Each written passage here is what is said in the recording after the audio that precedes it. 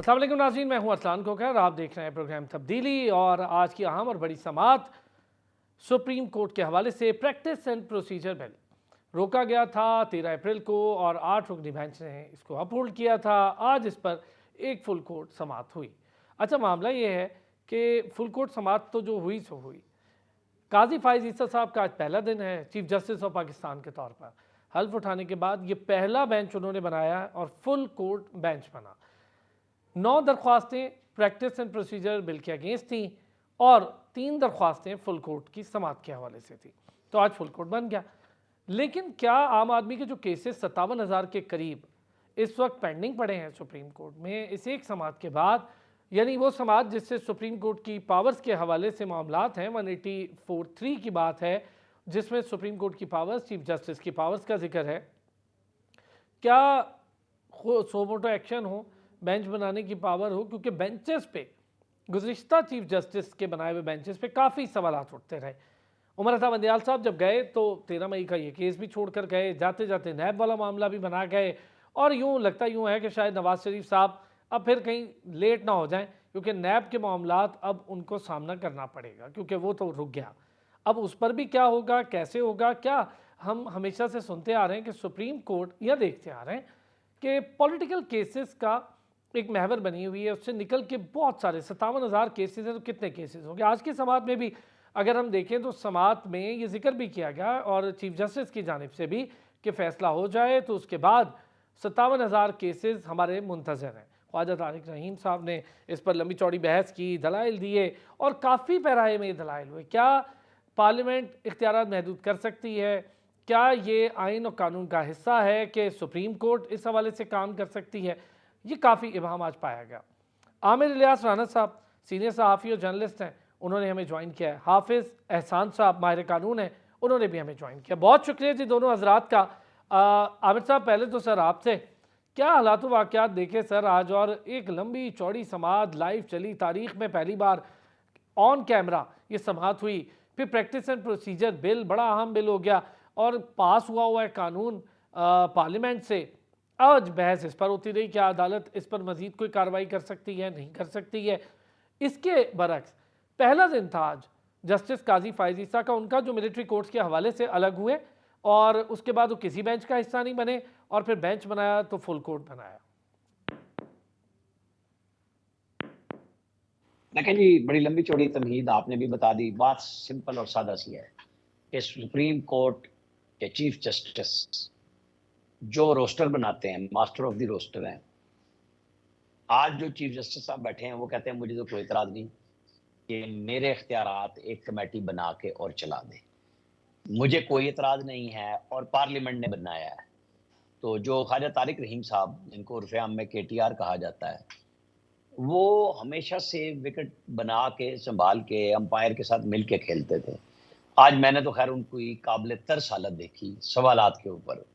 और फिर जज साहिबान ने, सिद्दीकी साहब वकील मौजूद थे, अटॉर्नी जनरल थे, जिस तरीके से एक दूसरे के ऊपर बुनियादी तौर पे क्वेश्चन किए, वो वकील का नाम लेके या अटॉर्नी जनरल का नाम लेके एक दूसरे के सवाल और जवाब और हल कर रहे थे। और बार बार काजी फाइज ईसा ने कहा कि हमारे यहाँ जजमेंट ऐसी आई कि $6.5 अरब की ढस भी लगी पाकिस्तान को, और हम और सब पैसे ले रहे हैं हुकूमत पाकिस्तान के ख़जाने से, टैक्स पेयर की मनी से, और हमें फ़ैसले करने चाहिए। बुनियादी बात भी यही है कि ठीक है कि एक शख्स, उन्होंने कहा कि मैं अगर छुट्टी चला जाऊँ या मैं कोई बेंच ना बनाऊँ तो मुझे कोई रोक सकता है? तो लिहाजा ये रेगुलेट होना चाहिए। और पार्लियामेंट ने अगर 3 रुकनी बेंच पे किया है और उस पे मुनीब अख्तर साहब, ज़ाहिर है कि उनके अपने सवालात थे कि फिर पार्लियामेंट कल को कह दे कि नहीं 17 जज ही बना के फैसले करेंगे, फलां करेंगे, तो कैसे कर सकते हैं। और उधर से जो मंसूर अली शाह हैं, उन्होंने कहा अमेरिका से नेपाल तक कोई बताएं मुल्क जहाँ पे चीफ जस्टिस ये रोस्टर बनाता हो, कुरानदाजियाँ भी हो जाती हैं, कमेटियाँ भी तय करती हैं, ये हमारे यहाँ ही ऐसा क्यों है? और ये बात मेरे अपने नुक्ता नज़र से बिल्कुल ठीक है कि वन मैन शो होना ही नहीं चाहिए। जब सुप्रीम कोर्ट से मुराद 17 जजों पर मुश्तमिल है और बड़ी बहस ये हो रही है खोकर साहब के, जनाब ये रूल्स बने हुए हैं। भाई रूल्स किसके बनाए हुए हैं? 1980 के जनरल ज़िया-उल हक के। आप उनको सहीफा समझ रहे हैं, लेकिन आइन के बाद कानून मुकद्दम होता है, आप उसे मानने के लिए तैयार ही नहीं है। कि जो पार्लियामेंट बना रही है उसको नहीं मानना, जो जनरल ज़िया-उल-हक डाल के आइन के बाद कानून रूल्स बना के चले गए, आपने उसी को समझ लिया कि ये सब कुछ है और अकले कुल है। यही बात समझने वाली है कि भई अगर पार्लियामेंट ने एक कानून बनाया और रेगुलेट कर दी चीफ जस्टिस की पावर के 3 सीनियर मोस्ट यानी 2 एक खुद चीफ जस्टिस और 2 सीनियर मोस्ट जजेस आपस में कसरत राय से फैसले करेंगे। तो इसमें मुज़ायका क्या है? और आज की सीट पे बैठा हुआ शख्स जो 1 साल 1 महीने के लिए आया है, वो कहता है कि मुझे इस पावर पे कोई एतराज़ नहीं है। और उसके बाद आने वाले एजाजुल हसन साहब हैं, जिनका ख्याल ये है कि जिस तरीके से वो तो खैर पहले भी अव्वलन तो वो खुद ही सुप्रीम कोर्ट को चला रहे हैं साकिब निसार साहब के दौर से। हर बेंच में सबसे ज़्यादा वो बैठ रहे हैं और उसके बाद मुनीब अख्तर साहब बैठ रहे हैं। उसमें जूनियर जजेस भी आ गए और उसके अंदर क्वेश्चन आगे चल के मेरे सामने आएगा कि कहाँ उन्होंने अपनी उस हल्फ की खिलाफ वर्जी की कि उन्होंने कोड ऑफ कंडक्ट से आगे जाके फैसले किए। ये हमारी सुप्रीम कोर्ट में 57,000 या 56,000 केसेस का मसला आया क्यों? क्योंकि सुप्रीम कोर्ट ने सिर्फ बड़े लोगों के केस देखे, सिर्फ बड़े लोगों को फैसले दिए और आम लोग रुल गए। 3-3 4-4 साल बाद उनकी सुनवाई होती है और फिर महीनों दोबारा बारी नहीं आती, जज नहीं होता, वकील नहीं होता और लोग इस सिस्टम के चक्कर में फंसे हुए होते हैं कि आप ये देखें कि दीवानी मुकदमात दसियों साल अशरे गुजर जाते हैं, नस्लें गुजर जाती हैं और नहीं लगते। आज उन्होंने बुनियादी नुकता ये किया कि लाइव दिखाएंगे तो बहुत अच्छा हो गया कि जितने जितने वकील जज काबिलियत में हैं सब अपनी अपनी उस काबिलियत का इजहार कर रहे हैं। सबको पता है कि हमें देखा जा रहा है, जांचा जा रहा है। तो ये चीज़ें ऐसी हैं कि जो पाकिस्तान के अंदर नई मिसाल कायम हो रही है और ख़ासतौर पे आइनी मामलात पे जहाँ पे मखसूस बेंचेस बनाने का एक तसलसल था, जो आज सुप्रीम कोर्ट है 15 जजों पे मुश्तमिल है क्योंकि 2 जज मौजूद नहीं है। बंदयाल साहब की सीट कल खाली हुई, परसों खाली हुई और एक जज की सीट इसलिए बहुत अच्छे से खाली है कि बंदयाल साहब को अपनी मर्जी का जज नहीं मिल रहा था। उन्होंने जनरल बाजवा की मदद से आखिर में 2 जज लिए भी थे और वादा किया था जिनकी मदद से जज लिए थे कि मैं आपके साथ चलूंगा और फिर उनके खिलाफ गए।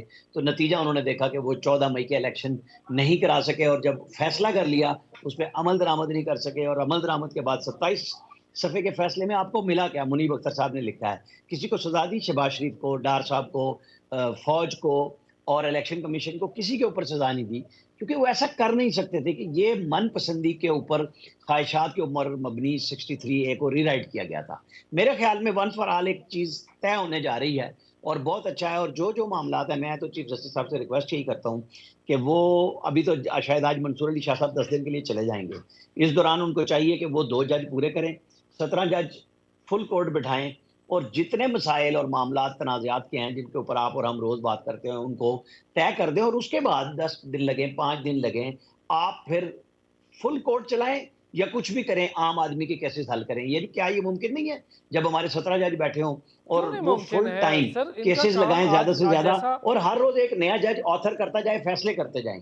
तो बिल्कुल ठीक। निपटाएं आमिर पहले इन साहब, सब चीजों को आज जैसा जिसकी आपने वजह खुद से भी पाकिस्तान का निजाम अदल फंस गया और नीचे से टॉप पे आया हुआ है। बिल्कुल ठीक, आपने जैसा खुद भी फरमाया, अब ये हमारा कसूर नहीं है, आपका कसूर नहीं है कि निज़ाम अदल की जो इंटरनेशनल रेटिंग्स हैं वो इस कदर ख़तरनाक हैं। उसकी रीज़न आज खुद आप देखें ना, चीफ जस्टिस कह रहे हैं, हाफिज़ एहसान साहब, सर 57,000 केसेस एक तरफ, प्रैक्टिस एंड प्रोसीजर बिल एक तरफ, असम्बलियों के लिए रात 12 बजे अदालत के दरवाजे खुलना एक तरफ। बिस्मिल्लाहिर्रहमानिर्रहीम, आपका बहुत शुक्रिया।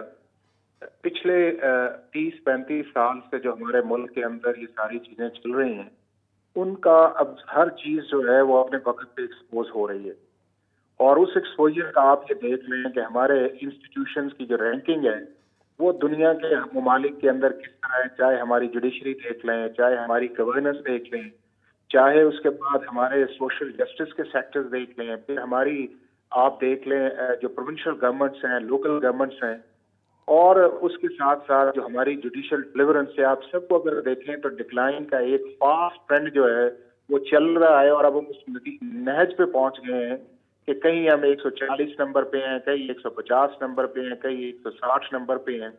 अब उसके अंदर जो सबसे इम्पोर्टेंट रोल है इन सारी चीजों के अंदर वो है आपका इंसाफ का निज़ाम।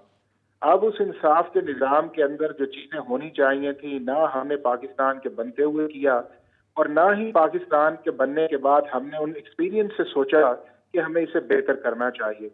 अब आज चूंकि सिर्फ बात सुप्रीम कोर्ट ऑफ पाकिस्तान की हो रही है, तो मगर उसको देखें तो उसके अंदर ये है कि जितनी पिछले 1.25 साल के अंदर हमारी सुप्रीम कोर्ट के अंदर क्रिटिसिज्म आई है, पार्लियामेंट के अंदर, पार्लियामेंट के बाहर, सोशल मीडिया के ऊपर, हमारे टॉक शोज के अंदर, ये पाकिस्तान की हिस्ट्री के अंदर आज तक नहीं आया। और उसकी जो बुनियादी वजह आई थी वो ये आई थी, आपकी बेंच को कॉम्पोजिशन और चीफ जस्टिस की अनब्रिडल्ड डिस्क्रिशन जो थी। और हमारे मुल्क के अंदर अक्सर होता ये रहा है कि आप अपने मर्जी के बेंच कॉन्स्टिट्यूट या करते हैं या करवाते हैं, और आप इंडिपेंडेंस ऑफ जुडिशरी के नाम पे बैठ के चीजों को लेके चलते हैं। अब ये जो डिमांड इस वक्त चल रही है, ये पाकिस्तान के लॉयर्स, बार एसोसिएशन बड़ी देर से कर रही थी कि चीफ जस्टिस की डिस्क्रिप्शन की पावर जो है उसे रेगुलेट किया जाना चाहिए, आर्टिकल 184(3) को रेगुलेट किया जाना चाहिए। दुनिया का कौन सा मुल्क है कि अगर आप सुप्रीम कोर्ट के अंदर केस फाइल करें तो उसकी अर्जेंट हेयरिंग भी चीफ जस्टिस अलाउ करे, उसकी जो है कब फिक्स होना है उसको भी चीफ जस्टिस अलाउ करे, और कई कई माह आपके केस में लगेंगी। अच्छा, फिर उसके बाद हाफिज साहब, अगर मैं आपसे एक चीज़ जानना चाहूँ, एक छोटा सा ब्रेक लूँगा, फ़ौरन वापस आता हूँ, लेकिन एक चीज़ आपसे जानूँगा। आज जब ये तमाम समाअत चल रही थी तो इसमें ये कहा गया कि चीफ जस्टिस के इख्तियारात तकसीम, उस पर आगे से ये रिमार्क्स आए कि इख्तियारात तकसीम नहीं बल्कि बांटे, बोझ बांटा गया। मैं ज़रा ब्रेक लेता हूँ, वापस आता हूँ तो आपसे इस पर बात कर लेते हैं।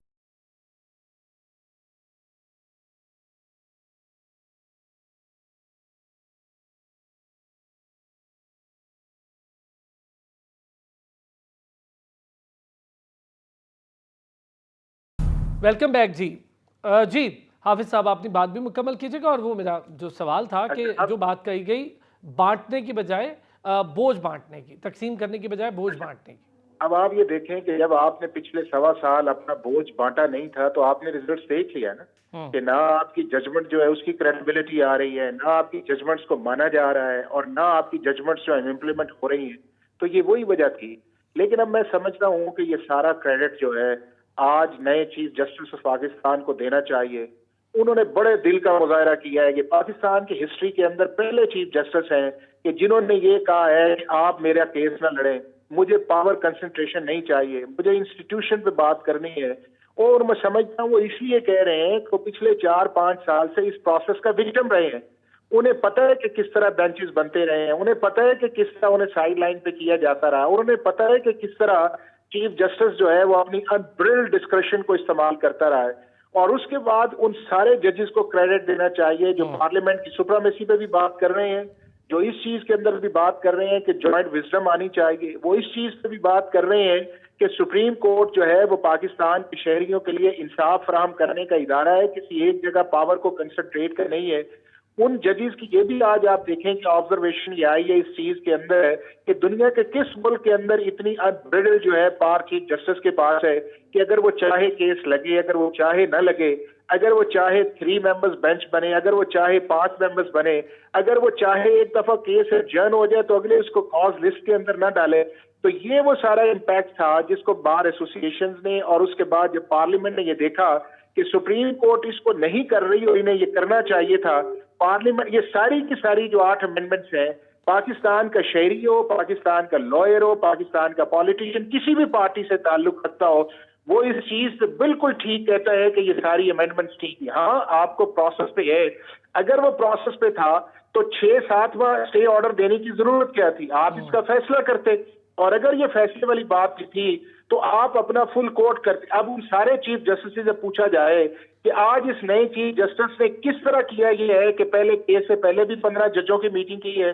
उसके बाद आने से सुबह से लेके 11:30 से लेके आज तक अभी तक बैठे हुए हैं, और उसके बाद ये देख लें कि उन्होंने कहा कि मैं इस प्रोसीडिंग्स को अपनी उस वक्त ज्वाइन करूंगा कि जब मैं ये फैसला कर लूंगा कि प्रैक्टिस एंड प्रोसीजर जाना किसे चाहिए। अब हर क्लॉज पे सुप्रीम कोर्ट के अंदर बात हुई है कि कौन सा फंडामेंटल राइट है जिसकी वायलेशन हुई है, क्या right of appeal fundamental right है, क्या उसके बाद ये है कि जॉइंट विजडम जो है वो फंडामेंटल राइट की किसी वायलेशन है, क्या अपनी मर्जी का लॉयर करना ये आपका फंडामेंटल राइट की वायलेशन है, क्या अगर बड़े केसेस जो है उनके 5 मेंबर्स मिनिमम होने चाहिए को फंडामेंटल राइट्स की वायलेशन है, क्या आपका केस 14 दिन के अंदर सुप्रीम कोर्ट के अंदर फिक्स होना चाहिए, ये कौन से फंडामेंटल राइट्स की वायलेशन है? अच्छा, अब हाफिज साहब, जरा आपसे एक टेक्निकल चीज़ आपसे जानता हूँ। मैं जरा आमिर साहब से भी एक सवाल करूँ, आपसे एक टेक्निकल चीज़ जाननी है जिसका जिक्र किया ख्वाजा तारिक रहीम साहब ने कि फेडरल लेजिस्लेटिव लिस्ट के शेड्यूल 4 के मुताबिक सुप्रीम कोर्ट अपने प्रैक्टिस एंड प्रोसीजर के जवाबित खुद बनाती है, जिसकी बुनियाद पर ये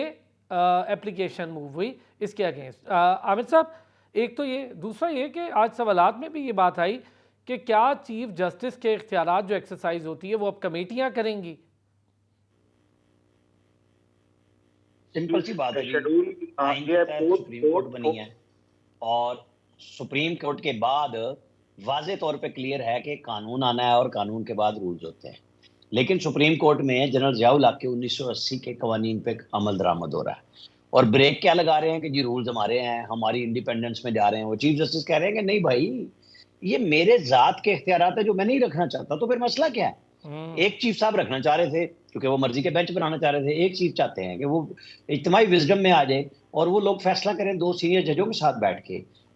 अब आप मुझे बताएं कि जनरल ज़ियाउल हक के रूल्स के ऊपर तो स्ट्रिक्ट हो रहे हैं कि ये सुप्रीम कोर्ट के अमूर हमारे पास हैं, पार्लियामेंट कानून बनाती है तो ये हमारे यहाँ मुदाखलत है। मुझे बताएं 1997 में 17 सीटें पार्लियामेंट के कानून के तहत कौमी असम्बली की हुई। आपको ये पता है, हमें पता है कि वो आइन के तहत नहीं हुई, नवाज शरीफ ने ही बनाई। बिल्कुल ठीक। उसके ऊपर ही 17 जजेस बैठे हुए हैं, तो वहां पे क्यों नहीं कहा कि जी ये तो हम रूल के तहत चलाएंगे और हम अपनी मर्जी से, अब जिस तरह अपने बजट अपनी मर्जी से बना रहे हैं इस तरह हम अपनी तादाद भी खुद बनाएंगे? नहीं ना, एक सिस्टम है, कानून है, आइन है, उस और सुप्रीम कोर्ट भी इसी आइन के तहत है। अब उसकी तशरीह का उनके पास इख्तियार जरूर मौजूद है, उसके ऊपर वो नहीं जा सकते। अब देखने और समझने की बात यह है कि हम फैसले क्या करेंगे। हमें ये सोच के देखना चाहिए जजेस साहिबान को भी कि रूल्स के तहत आप रेगुलेट करने को तैयार हैं, कानून के तहत रेगुलेट करने को तैयार नहीं है। और रूल्स भी वो जो एक चीफ मार्शल एडमिनिस्ट्रेटर ने बनाए, आप उनको सबसे अच्छा और जरूरी समझते हैं और बात कर रहे हैं और बता रहे हैं। मेरे ख्याल में तो आज शायद इसका फैसला हो ही जाएगा, क्योंकि कोई लंबी चौड़ी बहस काफी हो चुकी है, अब सिर्फ उन्होंने डिसीजन करना है। मैं तो पहले इससे की तरह फिर वही कहूंगा कि जी रेगुलेट कीजिए, पहले अपने जो तनाज़ात हैं आइन कानून के मुताबिक उनको ठीक कीजिए और सुप्रीम कोर्ट को रेगुलेट करके आम आदमी के लिए आसान बनाइए कि जो 57,000 56,000 केसेस का स्टिग्मा है वो उतरे सुप्रीम कोर्ट से। यहाँ इंसाफ जल्दी मिलेगा तो फिर जो लाखों केसेस लोअर जुडिशरी के पास पड़े हुए हैं उनको भी तेजी से फैसला होगा और इंसाफ फिर नजर आएगा होता हुआ। और यही असल मंशा है। आमिर साहब, जो आपने जिक्र पहले किया, आप हो गए, हम हो गए, यार देख भी रहे हैं, आप तो कवर कर रहे हैं, सालों से देख रहे हैं, बड़े केसेस, सिर्फ बड़े से मुराद पॉलिटिकल केसेस हो गए, बड़े बड़े नामों के केसेस हो गए। रात को 12 बजे भी अदालत खुलेगी तो मेरे आपके लिए नहीं खुलेगी जी। वो असेंबली के मसाइल, दो बड़े असेंबली के जॉइंट्स का झगड़ा, तो रात 12 बजे अदालत खुलेगी। यही हमने देखा। बिल्कुल सिंपल सी बात है, यही चल रहा है। आम आदमी का केस तो आता ही नहीं है। मैंने कहा 3-4 साल बाद नंबर लगता है सुप्रीम कोर्ट में, और फिर अगर वकील ना हो, आगे से बेंच ना अवेलेबल हो, तो फिर कई महीने के लिए लटक गया। यहाँ फैसले तो होते ही नहीं है। आपको मैं बताऊं, खोसा साहब जब चीफ जस्टिस नहीं बने थे, सीनियर मोस्ट जज थे, तो वो 8 से 9 10 केस मैक्सिमम लेते थे। और जब चीफ जस्टिस बन गए तो उन्होंने अमले से कहा कि 4 से 5 से फालतू केस ना हो, और वो भी उन्होंने एक्सपर्टीज फौजदारी केसेस पे रख दी। ये नहीं होना चाहिए ना कि आप जितने सीनियर हो गए हैं, अल्लाह ने आपको इज्जत दी है, मनसब दिया है, तो आप आम आदमी के लिए फैसला करें। आप अपने लिए फैसला कर रहे हैं कि नहीं 4-5 केसेस लगाएं। मैं सब जजेस की तफसील बता सकता हूं कि कौन कितने केस कैसे ले रहा था। ये नहीं होना चाहिए। जो आज जस्टिस मंसूर अली शाह ने कही ना, बैलेट करें, आप बेंचेस बनाएं, उनको तकसीम कर दें, मतलब फैसले कीजिए ना हुजूर। सुप्रीम कोर्ट से ऊपर तो अल्लाह भी है। चीफ जस्टिस भी हमारे यही कह रहे हैं कि जवाब तो फिर वहां भी जाके तो देना है। लेकिन यहाँ तो बंदे ये समझते हैं कि जब मेरे और आपके पास कोई सीट आ जाए तो इसके बाद मैंने किसी को रास्ता ही नहीं देना। बस हमारा मसला भी यही है। अगर चीफ जस्टिस साहब ने जिस तरीके से बात कही है, इसको लेके ये चलते हैं और 1 साल इस तरह चल गया, मेरा ख्याल है पेंडेंसी तो खत्म हो जाएगी और हमारा बहुत सारा मसला हल हो जाएगा। इसमें उनको ज़ाहिर है साथी जज साहिबान की सपोर्ट भी चाहिए, और मुझे तो अक्सरियत नजर आ रही है इस मामले में उनके साथ आज। ठीक हो गया। हाफिज साहब, सर एक तो ये कि जो प्रैक्टिस एंड प्रोसीजर बिल है वो खुद सुप्रीम कोर्ट बनाती है, उसके तमाम रूल्स और 1980 वाले रूल्स पर मामला आगे चल रहे हैं। दूसरा ये कि सर क्या फ़ायदा हो जाएगा अगर इख्तियारात की तकसीम निचली सतह या दूसरे जजेस या कमेटीज तक आ जाती है, जो चीफ जस्टिस खुद कह रहा है कि मुझे नहीं रखने इख्तियारात, तो ये तो बहुत बड़ी बात हो जाएगी। अच्छा, इसके अंदर ये है कि अगर, क्योंकि आपने पहले एक लीगल क्वेश्चन पे बात की थी, तो उसके अंदर मैं आपको बताता चलूं कि जो इस वक्त इशू बना हुआ है वो बना हुआ है आर्टिकल 191 ऑफ द कॉन्स्टिट्यूशन, और उसका जो काउंटर आर्गुमेंट ये आ रहा है वो ये आ रहा है कि आर्टिकल 175 के नीचे चूंकि जुडिशरी इंडिपेंडेंट है, तो जब इंडिपेंडेंट है तो पार्लियामेंट लेजिस्लेट नहीं कर सकी। अब वहां पे ये है कि subject to the constitution and law जी, मीनिंग देयर बाय कि जो कॉन्स्टिट्यूशन के अंदर लिखा हुआ है और लॉ वो होगा कि जो उसके ऊपर लॉ बन सकेगा, जो 191 के नीचे है जी। अब जिस चीज का एक और आर्गुमेंट दिया जा रहा है वो दिया जा रहा है 55 एंट्री जो है शेड्यूल 4 ऑफ द कॉन्स्टिट्यूशन, जिसके अंदर ये है कि जी आप जो सुप्रीम कोर्ट का एरिया है उसके ऊपर पार्लियामेंट लेजिस्लेट नहीं कर सकती।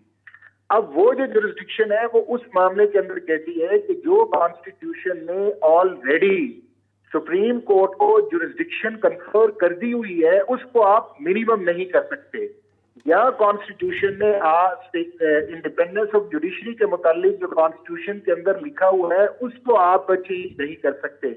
अब ये जो प्रोसीजर है ये इसका जुरिस्डिक्शन के साथ कोई ताल्लुक नहीं है, इसका उस प्रोसेस के अंदर है कि जिसके अंदर पहले एक शख्स था वो इन केसेस को फिक्स करता था, अब उन्होंने कुछ दे दिया है कि जी आप एक की बजाय 1 मेंबर और उसके साथ 2 सीनियर मेंबर्स डाल दिए हैं सुप्रीम कोर्ट के जज के। तो लिहाजा ये है कि ये एंट्री 55 की वायलेशन नहीं है। दूसरा उसके अंदर ये है कि जो उसके अंदर अपील प्रोवाइडेड की गई है, तो स्टैट्यूट के अंदर जो अपील प्रोवाइड की गई है कि अगर आप 184(3) की जुरिस्डिक्शन इस्तेमाल करती है तो आप उसके खिलाफ अपील कर लें, और वो अपील जो है वो फंडामेंटल राइट है। अभी भी आप ये देखिए कि सुप्रीम कोर्ट के अंदर जब ये फैसला आएगा तो एक चीज सामने आएगी, एक चीज ये आएगी जो ये है कि ये पिटीशन नॉन मेंटेनेबल है, नंबर 1। नंबर 2 ये आएगा कि ये मामला जो है it is within the जजेस of the Supreme Court see, it is not any public interest matter कि ये बाहर से बंदा आए और उसको जाके करे। और तीसरी चीज ये है कि सुप्रीम कोर्ट की मेजॉरिटी जजेस ने ये रियलाइज कर लिया है कि इट इज हाई टाइम कि जॉइंट विजडम पे भी जाया जाए, चीजों को जो है एमिकेबली लेके जाया जाए ताकि हमारी प्रोसीडिंग्स के ऊपर और हमारे कॉन्टेक्ट पे ना आए।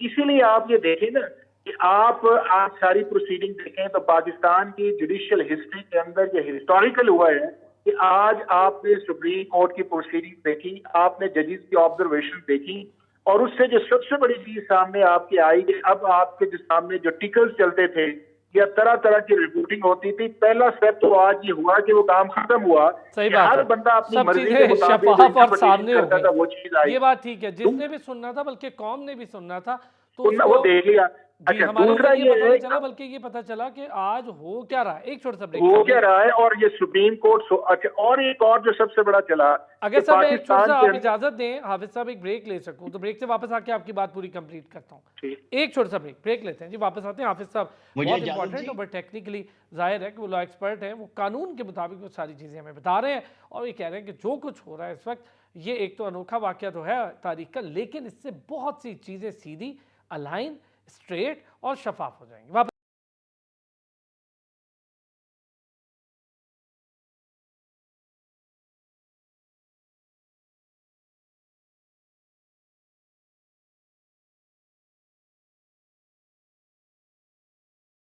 और हमें ज्वाइन कर लिया है ब्रिगेडियर रिटायर्ड गजनफर अली साहब ने और उनके साथ साथ मौजूद हैं हाफिज एहसान साहब। हाफिज साहब प्लीज़ अपनी बात कंप्लीट कीजिएगा, बड़ी इंपॉर्टेंट बात है सर, हमें भी कुछ बतौर लॉ सीखने को मिल रहा है स्टूडेंट के तौर पे। जी देखें, सबसे बड़ी बात यह है कि हर जो पाकिस्तान का इशू लीगल सुप्रीम कोर्ट के अंदर जाता है उसकी इंटरप्रिटेशन का काम करना तो सुप्रीम कोर्ट ऑफ पाकिस्तान का काम।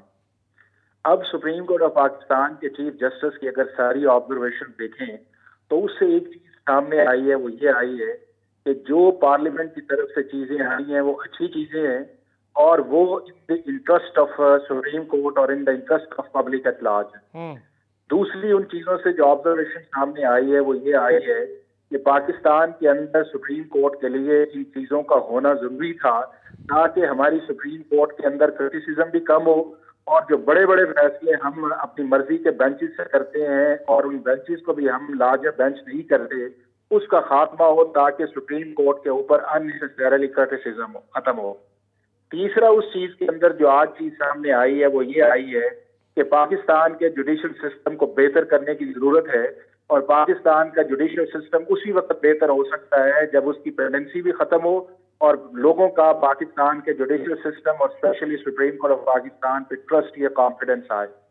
आज एक और चीज भी सामने आई है कि एक ऐसा शख्स जो सुप्रीम कोर्ट का चीफ जस्टिस खुद ही बना है और आज पहले ही दिन उसने ये कहा है कि मैं जॉइंट विजडम पे बिलीव करता हूं, मैं किसी को ये नहीं कहता कि मैं अकाउंटेबल नहीं हूं, बल्कि मैं अल्लाह को भी अकाउंटेबल हूं और मैं कॉन्स्टिट्यूशन को भी अकाउंटेबल हूं। बेहतरीन। और साथ ही उन्होंने ये कहा कि इस चीज से करने से होगा ये कि जो एक पिछला एक अनब्रिडल्ड डिस्कशन चल रही थी, उस अनब्रिडल्ड डिस्कशन को जब जॉइंट विजडम के अंदर लेके आएंगे तो इससे जो होगा सुप्रीम कोर्ट के चीफ जस्टिस की पावर नहीं कम होगी, बल्कि उस पावर के अंदर इनलार्जमेंट आएगी और एक अच्छा फैसला आएगा।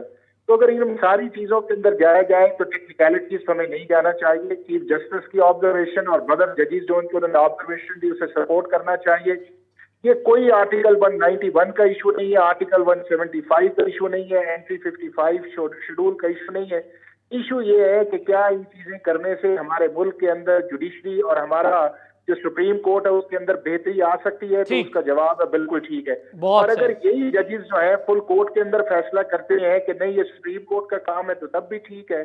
लेकिन अगर यही जजेस फैसला करते हैं कि पार्लियामेंट ने ठीक लेजिस्लेट किया है तो फिर ये लॉ ऑफ द लैंड और उसके ऊपर इम्प्लीमेंट होगा। ठीक हो गया क्योंकि फुल कोर्ट है, तमाम जजेस का फैसला होगा कि जी बड़ा कोई सुप्रीम कोर्ट के ऊपर वार किया है पार्लियामेंट ने, ये कोई ऐसी बात नहीं। और ये आप देखिएगा ये होल्ड ये होगा कि पिटीशंस भी नॉन मेंटेनेबल होंगी, इनके ऊपर ये भी आएगा कि ये फंडामेंटल राइट्स की वायलेशंस भी नहीं है, और ये भी आएगा कि पाकिस्तान का जो चीफ जस्टिस है दुनिया के दूसरे ममालिक की तरह कंसल्टेटिव प्रोसेस के अंदर आए, अनब्रिडल्ड डिस्क्रिप्शन को कंट्रोल करे और उसके ऊपर भी क्रिटिसिज्म है वो कम हो। जी ब्रिगेडियर रिटायर्ड गजनफर अली साहब, सर चीफ जस्टिस पहला दिन पहली समाअत, बहुत बड़ी समाअत और अपनी ही पावर्स के हवाले से समाअत, बड़ी बात यह है और देखने की बात यह है कि जो पब्लिक को मीडिया से पता चलता था अब उन्हें खुद साफ लाइव दिखाई दे रहा है और चीज़ों को स्मूथ, स्ट्रेट और शफाफ करने के लिए मेरा ख्याल है ये समाअत बहुत ज़रूरी भी थी। जी आपने बिल्कुल कहा और आपने खुद ही कहा कि एक चीज़ है जो शफाफियत से टेलीविज़न की स्क्रीन पे नज़र आ रही है और उसके ऊपर जो उनके रिमार्क्स हैं, जो उसके कमेंट्स हैं, जो उनके ऑब्जर्वेशन हैं वो भी साथ साथ नज़र आ रही है। और उसके बाद उन्होंने बड़ी ऐसी बातें की है जिसमें उन्होंने कहा कि जी हमने आवाम को जवाब दिया है, उनको हमने जवाब देना है और साथ हमने लॉ की सही इंटरप्रिटेशन करनी है। अब यही चीज़ें हैं जो इन ऑब्जर्वेशंस में आ रही हैं। एक सिस्टम एंड प्रोसीजर एक्ट तो एक बिल है ना, लेकिन ये तमाम जो चीज़ें हैं ये एक ओवरऑल सिस्टम पे, और मुझे लगता है कि आने वाले दिनों में जो सिस्टम बन रहा है उसके ऊपर इफेक्ट करेंगी। तो आवाम क्या चाहते थे, वो चाहते थे कि जी जो चीज़ें गलत हुई हैं और जो फंडामेंटल राइट्स की बात हो रही है, तो आपको पता है कि एक तो फंडामेंटल राइट पार्लियामेंट के पास है, एक फंडामेंटल राइट आवाम का भी है। और आवाम का फंडामेंटल राइट ये है कि जो उनके पैसे हैं या जो गवर्नमेंट के रिसोर्सेज हैं उनके साथ करप्शन ना की जाए, उनको ना खाया जाए। ये भी तक फंडामेंटल राइट का सवाल है या नहीं है? बिल्कुल। तो ये अच्छा, अगर एक चीज़ और ब्रिगेडियर साहब, चलें आपने ये बात कर दी, एक चीज़ और, ये जो पेंडिंग केसेस की भरमार है 57,000 के करीब, एक तो इसको एड्रेस करने की ज़रूरत है, दूसरा कि जो पावर्स एक बंदे के पास है सारी जैसे बादशाहत वाली पावर्स हैं, इसको नीचे तक तकसीम करना, हम हमेशा ये बात सुनते हैं, इंसाफ के तकाजे तो इसी पर पूरे उतरते हैं। देखिए नीचे तक तकसीम करना, जो अब आप अदालत के हिसाब से अगर बात कर रहे हैं, सुप्रीम कोर्ट के हिसाब से बात कर रहे हैं या लाहौर हाई कोर्ट के या हाई कोर्ट्स के हिसाब से बात कर रहे हैं, तो उसमें तो आपको पता है हर जज जो है वो इक्वल पावर्स एंजॉय करता है। वो पावर जो कॉन्स्टिट्यूशन ऑफ पाकिस्तान और कानून पाकिस्तान उनको ग्रांट करता है अंडर द लीगैलिटी। अब आज आप देखिएगा कि लाहौर हाई कोर्ट ने एक फैसला किया कि जी इस्लामाबाद के आईजी को जो नॉन बेलेबल वारंट या बेलेबल वारंट उनके जारी क्यों किए। अब ये जज को इख्तियार है ना कि जब उन्होंने कहा है कि जी नहीं, लेकिन ब्रिगेडियर साहब एक चीज़ जो मैं आपसे जाना, जो मैं आपसे कह रहा हूँ पावर की तकसीम, देखिए अपनी मर्जी के बेंचेस बना देना, अपनी मर्जी से बेंचेस में चेंजेस करना, कॉन्स्टिट्यूशन के हवाले से मामला को आगे ले, इन चीज़ों पर अगर कोई कमेटी भी फैसला कर ले, चूंकि इससे केसेस जल्दी मेरा ख्याल है आगे बढ़ जाएंगे इस हवाले से, क्योंकि बेंचेस के हवाले से उमर अता बंदयाल साहब साबिक चीफ जस्टिस जो हैं उन पर काफ़ी उंगलियां खड़ी होती रही, तो मेरा ख्याल है इस पर काफ़ी बेहतर रिजल्ट आ रहे हैं। मैं जहाँ ये समझता हूँ कि जो कानून जो है और आपका कॉन्स्टिट्यूशन जो है एक हेड ऑफ द डिपार्टमेंट को ये इख्तियार तो देता है कि वो जो बेंचेस बनाए उनको वो अपनी मर्जी से, अपनी सवाबदीद से और केसेस की मेरिट देख के बनाए, या आप उससे डिटैच नहीं कर सकते। ये उसको कानून ने तफवीज़ किया है। हाँ, अब दूसरी बात आप ये कर रहे हैं कि जी वो किस तरीक़े कार से काम करे, या बड़े बेंचेस बनाए, छोटे। अब जो भी, अगर वो देखिए ना, अगर वो हर चीज़ फुल कोर्ट में ले आएंगे या हर चीज़ कमेटी में ले आएंगे तो काम किस तरह चलेगा? नहीं, लेकिन आप सर तो ये होता रहा ब्रिगेडियर साहब, ये बात तो बिल्कुल तय है कि ये होता रहा, कुछ मखसूस जजेस हर बेंच का हिस्सा हमें दिखाई दिए, ये तो होता रहा। नहीं, वो मैं उस पर इंटेंशन पे गारंटी करता, मैं समझता हूँ कि वो पुराने चीफ जस्टिस भी इतने ही पढ़े लिखे थे जितने पढ़े लिखे ये चीफ जस्टिस है। उन्होंने कोई चीज़ जो है अपनी सवाबदीद को इख्तियार करते हुए, अपनी मेरिट को देखते हुए उन्होंने काम किया होगा। ये मैं 100% ये कह सकता हूँ कि ये उनका इख्तियार था कि वो जो मर्जी करे, जिसको मर्जी करे बेंच पे ले। अब ये आप उससे डिमांड नहीं कर सकते कि मैं ये चाहता हूँ कि फलाना जाए जो बैंक ने, तो आप इसको ले। इस तरह तो 20 करोड़ आवाम की 20 करोड़ चॉइस होगी, तो किस तरह सेटिस्फाई करेंगे आप उसको? या इतना लीगल फ्रेटर्निटी की अपनी चॉइस होगी, या जिसका मुकदमा चुना जा रहा है उसकी अपनी चॉइस होगी, वो कहेगा जी फलाने को ना लगाओ। अब कानून ने एक और भी इख्तियार दिया है कि अगर एक शख्स का मुकदमा सुना जा रहा है और वो कहता है कि मुझे एक पर्टिकुलर जज पे इतराज है, या वो अपना फेयर मुझे कहता नहीं है, तो वो चेंज भी तो हो जाता है ना।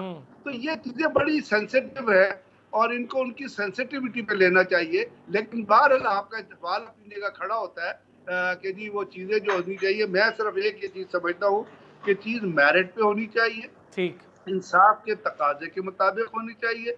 और जो शख्स सुप्रीम कोर्ट में जज के तौर पे चला गया, वो ये ख्याल करे कि पूरे मुल्क की नजरें उस पर लगी हुई हैं कि उसने कानून के तहत किसी भी शख्स को क्या अपना रिलीफ देना है या क्या सजा देनी। ठीक हो गया। और एक अगर चीज़ बड़ी इंपॉर्टेंट हो जाएगी ब्रिगेडियर साहब, मेरा ख्याल है बहुत वक्त की कभी, वरना इंशाल्लाह इस पर आपसे डिस्कस दोबारा करेंगे कि जब आप तकसीम करते हैं या फिर अपना बोझ बांटते हैं जिसका जिक्र हुआ, तो उससे कोई एक शख्स मूरद इल्ज़ाम नहीं ठहरेगा, बल्कि जब आप तकसीम करेंगे तो पूरे के पूरे लोग जो वहाँ पर मौजूद होंगे, जो फैसला करने या फैसला साजी के अमल में होंगे, वो तमाम लोग उसका बोझ उठाएंगे, उस फैसले के अच्छे मेरिट्स या डीमेरिट्स का। बहुत शुक्रिया। ब्रिगेडियर रिटायर्ड गजनफर साहब हमारे साथ मौजूद थे, हाफिज एहसान साहब माहिर कानून हमारे साथ मौजूद थे, बहुत शुक्रिया। कल फिर होगी आपसे मुलाकात, अपना ख्याल रखिए।